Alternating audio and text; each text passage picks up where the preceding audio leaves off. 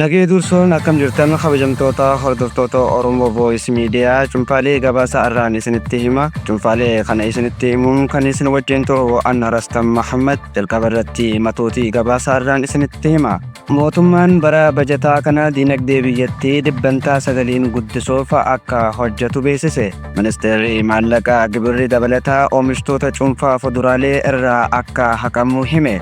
Gamtaan Awurooppaa hospitaalota yuunivarsiitii jahaatiif deeggarsa qarshii miliyoona 100 fi miliyoona 46 taasisee jiraachuun himame. Al-Shabaab uffata dambii waraanaa Soomaaliyaa uffachuun mana hidhaa guddaa eegumsaa cimaa qabu haleelee jiraachuun himame. Kanneen matootii gabaasa keenya irraa yoo ta'u gabaasaalee biroos ni qabna. Amma immoo bal'ina isaattiin isin dabarsaa hanga xumura sagantichaatti na waliin tura. Mootummaan bara bajataa kana dinagdee biyyattii dhibbantaa 9 guddisuuf akka hojjetu beeksise. Pirezidaantiin Itoophiyaa Taayyee Atsqasillaaseen guddina dinagdee Itoophiyaa bara dabree dhibbantaa 8.8 ture. Bara bajataa kanatti dhibbantaa 9tti ol guddisuuf akka hojjetamu beeksise. Pirezidaanti Taayyeen kana kan dubbatan sirna baninsa walgahii bakka bu'oota uummataa Jaappaa fi bara hojii mana marii Federeeshinii 5ffaa irratti karoora bajata mootummaa ilaalchisuun haasawa taasise irratti. Sirna baninsa miseensonni 500 fi 10 mana marii lamaanuu irratti argamuun ibsame irratti haasawa baninsaa taasisaniin jijjiirama duraa guddinni biyyattii bu'uura faayinaansii waarawaa irratti kan inni hundoofne ta'uu ibsuun kunis biyyattii liqii guddaaf saaxiluu fi maakiroo ikoonoomii biyyattii madaala dhabsiisuu hime. Pirezidaanti Taayyeen dandeettii oomisha industirii dhibbantaa 59 irraa gara dhibbantaa 65tti ol guddachuu ibsuun bara bajataa dabree oomishni warqee toonii 3.9 ture gara toonii 38.87tti ol guddachuu ragaa bahe. Kana malees bara bajataa kana keessatti konferensiin idila addunyaa 150 ol biyyattii keessatti gaggeeffamuun ibsame. Liqii baankii ilaalchisee pirezidaantichi qarshii biliyoona 822 ol biyyattiif kan gallakkifamu ta'uu ibsuun kana keessatti dhibbantaan 77 liqii damee dhuunfaaf kennamu ta'uu ibse. Biyyattiin bara dabree seenaa isii keessatti yeroo jalqabaatiif galii doolaaraa biliyoona 8.3 ala ergee irraa argatte jechuun haasawa miidiyaalee mootummaan kallattiin tamsaase kanarratti dubbate. Oduma walqabatuun mootummaan filannoo bara 2018 karaa dimokiraatawaa fi amantummaan akka gaggeeffamuuf ni hojjeta jahan pirezidaanti Taayyee Atsqasillaaseen. Mootummaan filannoon biyyoolessa Itoophiyaa bara kana gaggeeffamuuf jiru haqa qabeessaa fi amantummaan akka gaggeeffamuuf itti gaafatamummaan akka hojjetu pirezidaanti Taayyeen ragaa bahan. Pirezidaanti Taayyee Atsqasillaaseen har'a wayita sirna baninsa mana marii bakka bu'oota uummataa fi mana marii Federeeshinii 6ffaa bara hojii 5ffaa irratti haasawa baninsaa taasisanitti filannoon biyyoolessa Itoophiyaa 7ffaan bara kana akka gaggeeffamuuf jirullee mirkaneessee jira. Bara jalqabne kana kan gaggeeffamu filannoon biyyoolessaa 7ffaan haqa qabeessa nagaa dimokiraatawaa fi akkasumas lammiilee Itoophiyaa biratti kan fudhatama qabu akka ta'u mootummaan itti gaafatamummaadhaan hojjechaa jiraachuu miseensa mana marii lamaaniif haasawa taasisan.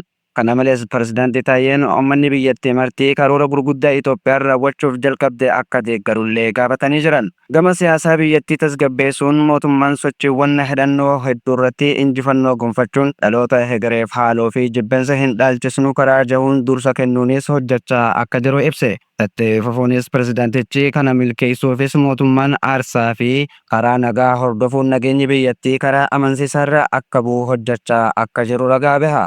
Ammatti kutaalee biyyattii bakka hedduutti sochiiwwan nagaa dhorkan jiraatanis mootummaan isaan kana dhaabuuf mogolee qabaatus kaayyoo walitti bu'insaa injifachuun boruuf haaloo wal dhaalchisuurra har'a obsaa fi abshaalummaan nageenya amansiisaa eegareef hojjannaa jahee filatee deemaa jira jechuun haasawa isaa kanaan hubachiise.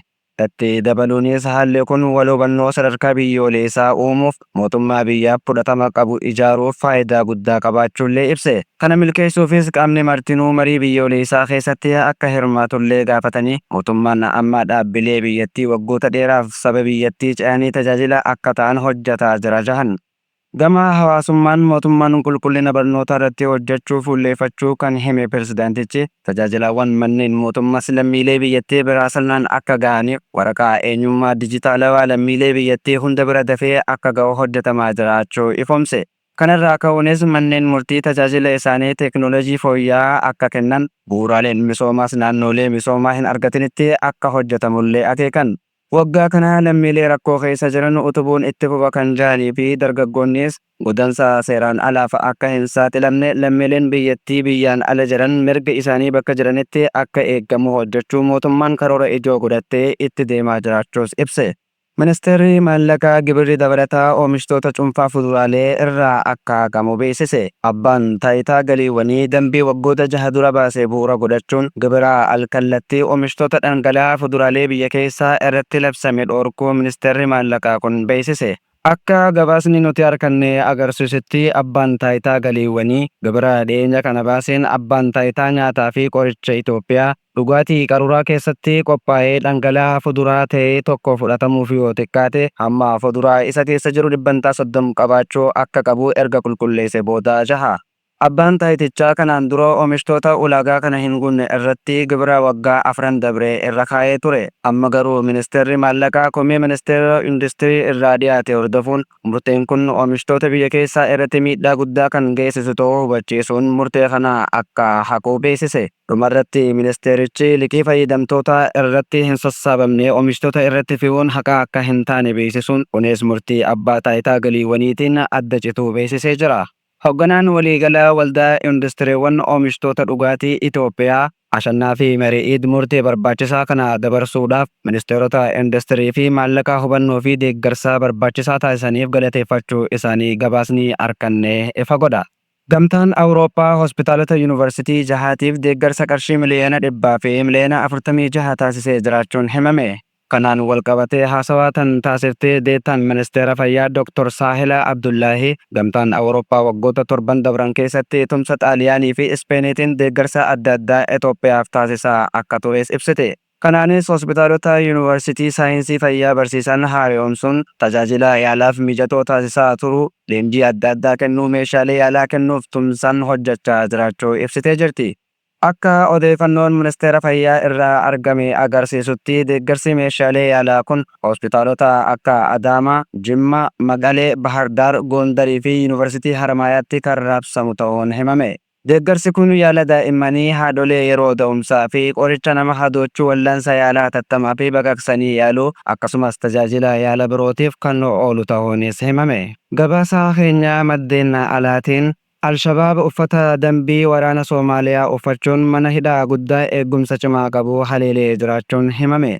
Hidhattoonni Al-Shabaab 7 magaalaa guddoo Soomaaliyaa Mogadishootti mana hidhaa eegumsa guddaa qabu irratti haleellaa raawwachuun ajjeefamuu mootummaan biyyattiis hime. Haleellaan kun kan raawwate gaafa sanbata duraa galgala yoo ta'u naannoo mana hidhaa hidhattoonni Al-Shabaab keessatti hidhamanii jiran Goodkaa Jilikoo jahamutti dhohinsii fi dhukaasni guddaan turuun gabaafame. Al-Shabaab ibsa baaseen mana hidhichaa keessatti musliimoota hidhamanii turan hunda gadhiisuu fi miidhaa guddaas geessisee jiraachuu ifoomse. Haa ta'u malee miidiyaan mootummaa biyyattii kan ta'e Sonaan dilbata gabaasa baaseen hidhattoonni Al-Shabaab uffata dambii loltoota mootummaa uffachuudhaan mana hidhaa kana seenuun balaa kana uumuu baase. Mootummaan loltoonni hangama akka jalaa ajjeefaman ibsuu baatus gootota aarsaa ta'anii fi maatii isaaniitiif jajjabina hawwinaa jechuun gadda itti dhagahame ibsuun hawaasaas jajjabeesse. Gama biraatiin Al-Shabaabis hidhattoonni meeqa akka jalaa ajjeefaman hin ibsine. Manni hidhaa Goodkaa Jilikoo jedhamu kun naannoo masara mootummaa Soomaaliyaatti dhiyaachuudhaan argama.